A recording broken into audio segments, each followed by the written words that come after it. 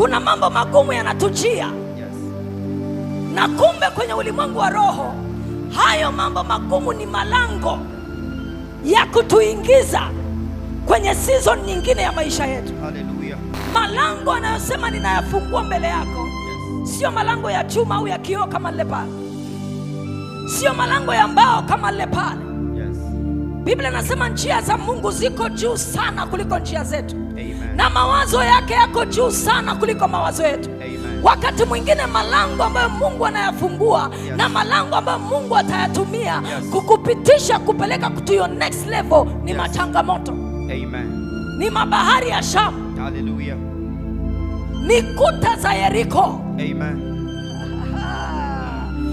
Enda bakarada bashaya. Wakati mwingine Mungu atatumia makuta ya Yeriko. Yes.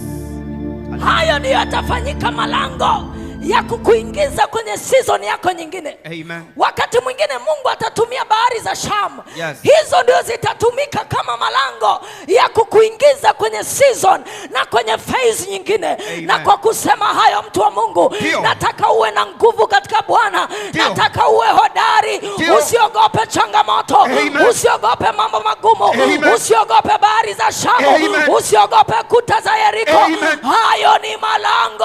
Amen. Hayo ni malango. Amen. Hayo ni malango. Amen. Hayo ni malango. Amen. Hayo ni malango.